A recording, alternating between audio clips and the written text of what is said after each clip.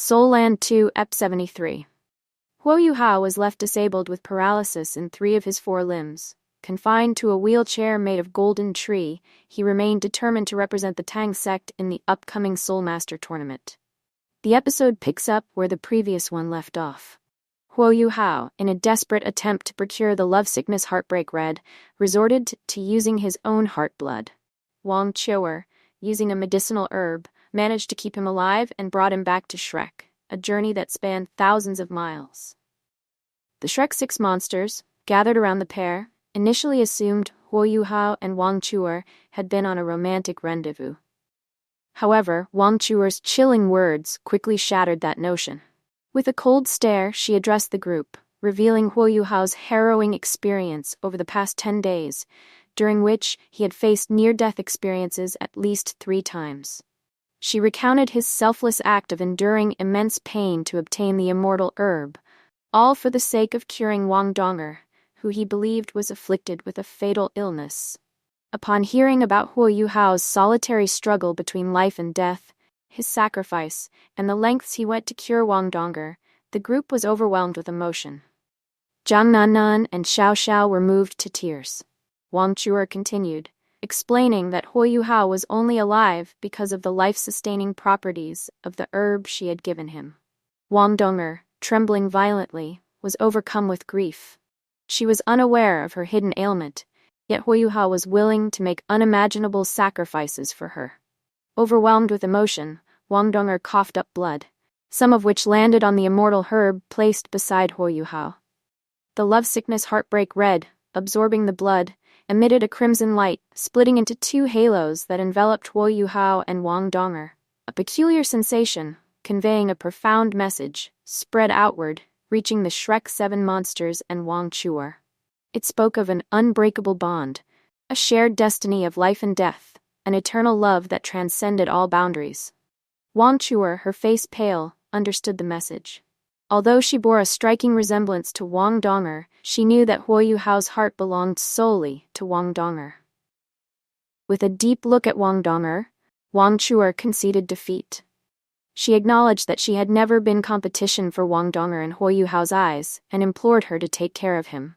Wang Donger, cradling Huo Yuhao, expressed her gratitude to Wang Chuer for saving his life and promised to do anything in return. Wang Chuer, unwilling to display vulnerability, turned and walked away, hiding the tears that threatened to spill. Wang Donger, holding Huo Yuhao close, vowed to be his wife from that day forward. Elder Xuan and Life Duluo, Elder Zhuang, arrived soon after. After a thorough examination of Huo Yuhao, Elder Zhuang shook his head, expressing concern over the chaotic state of Huo Yuhao's body, which was consumed by conflicting energies of ice and fire. His internal organs were severely damaged, and he should have perished. However, a life-sustaining force within him was slowly facilitating his recovery. Elder Zhuang explained that any attempts to inject life force into Huo Yuhao would be futile, as he was already receiving nourishment from a living being and had no shortage of life force. The only course of action was to let Huo Yuhao rest and heal naturally. 15 days passed quickly, leaving only a month before the start of the Continental Advanced Soul Master Elite Tournament. During this time, Wang Chuer visited Huo Yuhao several times. Finally, under Wang Donger's loving care, Huo Yuhao awoke from his coma. After a tender moment, Wang Donger inquired about Huo Yuhao's assassination attempt. It was Niu Tian, the Titan, who had revealed the truth to Huo Yuhao. Even without him saying a word, Wang Donger knew deep down that Niu Tian was responsible for Huo Yuhao's suffering. Rage flickered across her beautiful face as she muttered about Big Daddy and Second Daddy, questioning their motives for mistreating Huo Yuhao and referencing a past incident at the Clear Sky School. Wasn't the previous test on Huo Yuhao grueling enough? Wang Donger was deeply unsettled by the life-threatening ordeal Niu Tian, the Titan, had put him through. The perilous trial had almost cost Huo Yuhao his life. This fueled her resentment towards Niu Tian, leading her to renounce her title as young mistress of the Clear Sky clan. She pledged her loyalty solely to Huo Yuhao as his wife and vowed to confront both Niu Tian and her father upon her return to the Clear Sky clan. Despite the harrowing experience, Huo Yuhao remained surprisingly calm, finding solace in Wang Dong'er's presence. However, a pang of sadness resonated within him as he thought about Wang Qiuer. He couldn't shake the feeling of indebtedness to her, knowing she had once again saved his life from the brink of death. His internal assessment of his body brought a bitter smile to his face. His organs were in disarray, his meridians were a chaotic mess of fire and snow poison, and his heavenly essence was in complete disarray. A private conversation between Elder Zhuang and Elder Xuan revealed the grim prognosis. Without a miracle, Huo Yuhao would remain crippled. Even if he survived, walking again seemed like an impossible dream. His future was bleak, confined to a wheelchair. To make matters worse, his life hung precariously, dependent on the miraculous energy sustaining him. While the others remained unaware of the gravity of the situation, Elder Xuan clung to a sliver of hope, for Huo Yuhao possessed an uncanny ability to defy the odds. As Huo Yuhao delved deeper into the examination of his battered body, a beacon of hope emerged. Although he couldn't control his limbs, his mind remained untouched. The spiritual sea, strengthened by the gaze of the autumn water, was perfectly intact. His spirit eyes had undergone a second awakening, and his spiritual power had undergone a significant transformation. Empowered by this newfound strength, he could perceive the barrier set by the purple demon eye with heightened clarity. He could sense the intricate workings of his body and began to explore ways to heal himself. With a calm mind, Huo Yuhao focused on his recovery. 3 days later, at the break of dawn, his eyes gleamed with purple light. He unleashed his enhanced spiritual detection, encompassing the entirety of Sea God Island. Wang Dong'er, sensing the shift in Huo Yuhao, anxiously inquired about his well-being. He reassured her with a gentle smile and asked her to close her eyes. To her astonishment, a three-dimensional image of Sea God Island materialized before her inner vision. She could perceive every minute detail from a breathtaking aerial perspective. Only the area surrounding Sea God's pavilion remained shrouded in a golden veil, shielded by the formidable golden tree, the guardian deity of Shrek Academy. Wang Dong'er gazed at Huo Yuhao in awe, her eyes wide with disbelief. He playfully declared himself an unkillable cockroach, showcasing the fruits of his 3 days of relentless effort. He radiated confidence, assuring her that things would improve. He had tapped into a power he believed he could harness. Meanwhile, Elder Xuan, enjoying a drink from his gourd, suddenly tensed. He sensed an unfamiliar presence and boomed a challenge, unleashing a surge of spiritual power. Huo Yuhao's voice, calm and composed, broke through the tension, revealing his identity. Elder Xuan, turning towards the source, was met with an astonishing sight.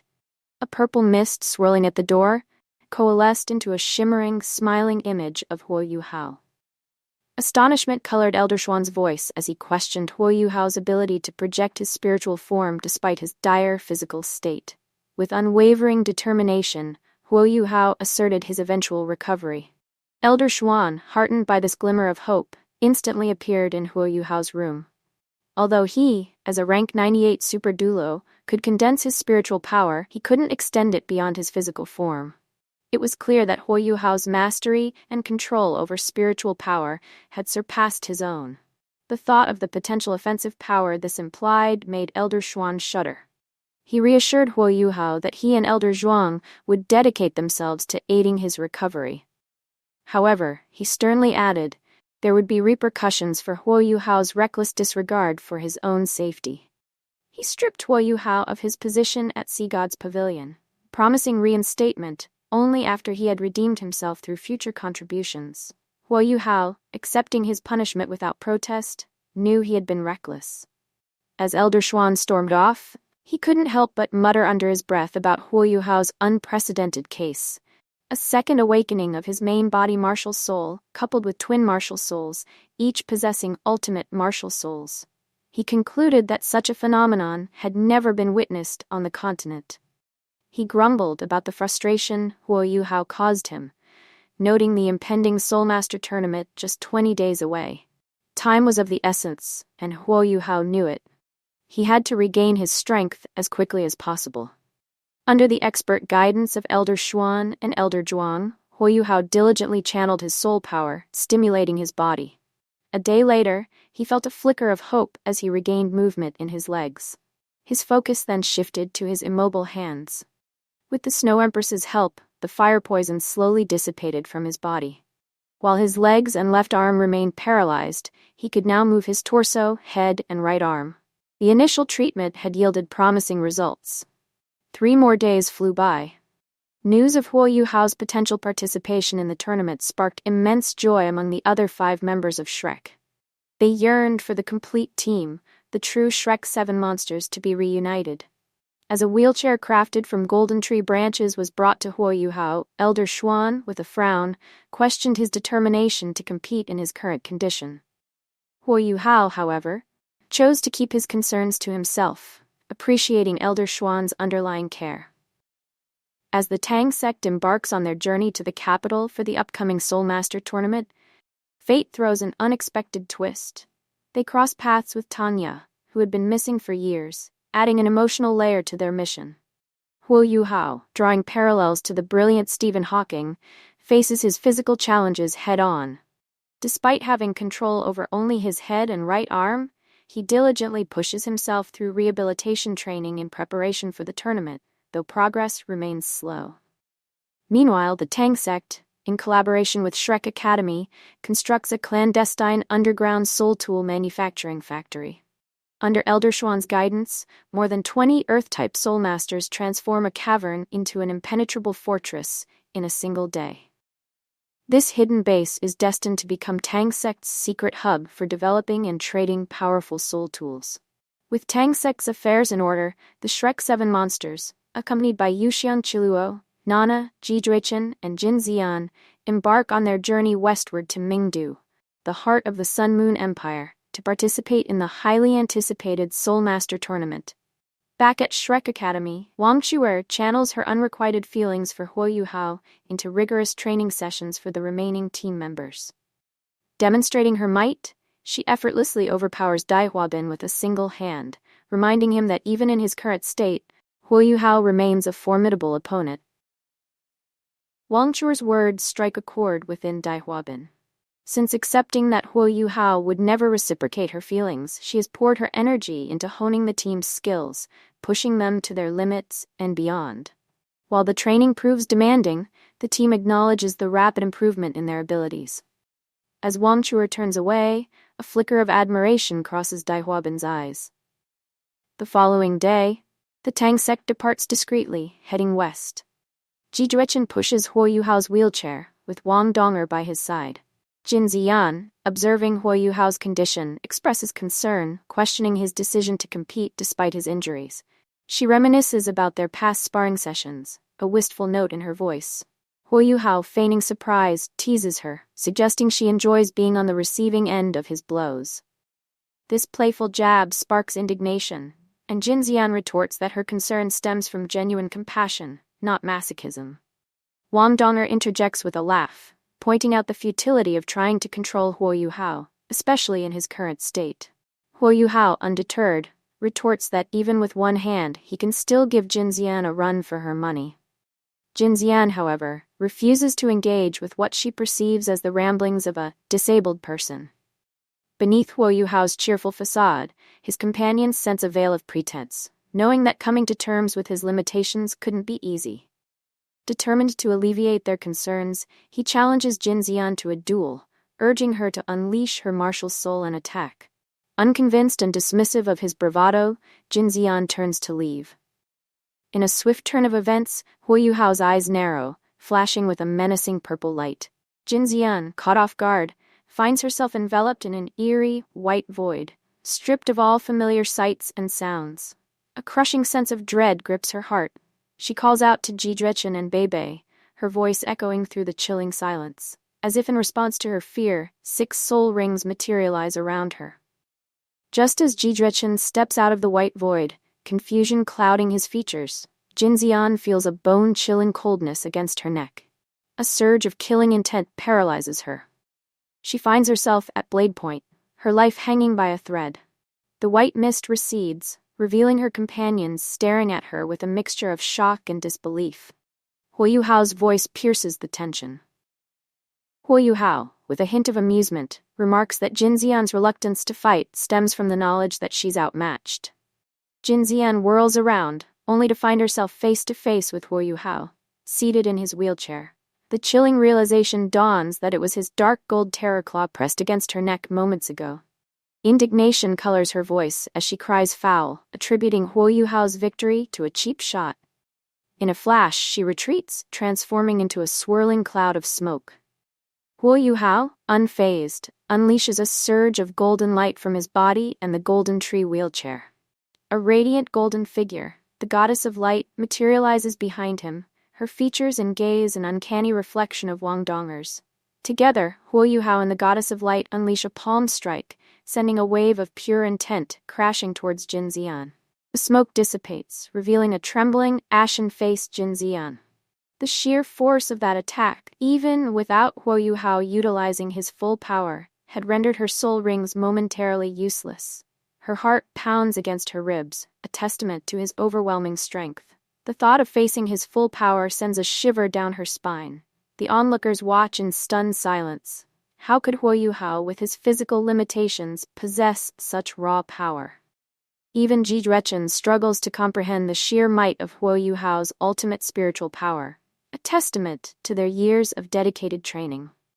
Huo Yuhao reveals that Jin Zian's invisibility experience was a carefully crafted illusion, a testament to his control over spiritual power. He can interfere with an opponent's perception within a 100-meter radius for 10 minutes. As Xiao points out, this ability renders them invisible in combat. Huo Yuhao clarifies that it serves to disrupt an opponent's judgment, creating an opening for a decisive strike. After a heartfelt conversation, Huo Yuhao and his wheelchair are lifted skyward, their destination, Mingdu. The upcoming Soulmaster tournament promises to be a grand spectacle, attracting participants from over 60% of the continent's sects and clans. With 167 teams vying for glory, the stakes are high. The Sun Moon Empire has spared no expense, offering a Rank 9 soul guidance device to the victors, a Rank 8 to the runner-up, and a Rank 7 to the second runner-up. Driven by ambition and the allure of the rewards, the participating teams prepare to leave their mark on the tournament. Upon arriving in Mingdu, Huo Yuhao and his companions proceed to the registration office, followed by arrangements for accommodation and tournament logistics. Nana, familiar with the city, guides them to the impressive 8-story Mingyue Hotel. The bustling lobby is abuzz with activity, crowded with participants from various sects and clans. As Huo Yuhao and his companions enter, curious gazes follow them, drawn to the wheelchair. The Shrek 7 monsters instinctively shield Huo Yuhao from the scrutiny. He closes his eyes, activating his spiritual detection, taking in the surrounding environment. Vivid details, including the cultivation levels of those present, the hotel's layout, and the activities within its rooms, flood the minds of his companions. Huo Yuhao's voice, laced with surprise, breaks the silence, announcing the arrival of a familiar face. A group approaches, led by Shu Juju, the princess of the Star Luo Empire. Now in her 20s, she exudes an air of authority befitting her role as team leader. Her gaze falls upon Huo Yuhao, seated in the wheelchair, her features etched with concern. She recalls her conversation with Shu Tianran, where they had discussed Huo Yuhao's immense potential as Shrek Academy's future, a prodigy capable of reaching the coveted rank of Limit du Luo. Such power could shift the balance of power in a war between nations. The Star Luo Emperor's unwavering determination to recruit Huo Yuhao and secure Shrek Academy's allegiance resonated within her. Shu Juju greets Huo Yuhao, her concern evident. Despite his assurances that he is fine, she senses a deeper truth. Skeptical of his nonchalant demeanor, she inquires about his participation in the tournament, her curiosity piqued.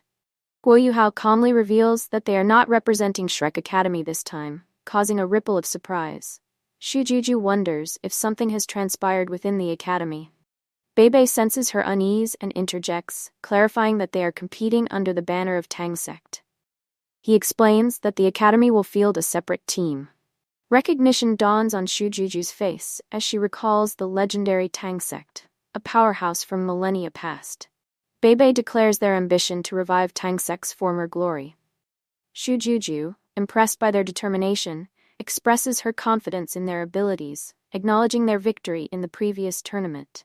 As a token of goodwill, she presents Bei with a pure gold token, a symbol of support from the Star Luo Empire should the need arise.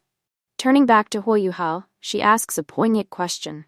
In your current state, do you still dare to love? Are you still planning to participate in the competition?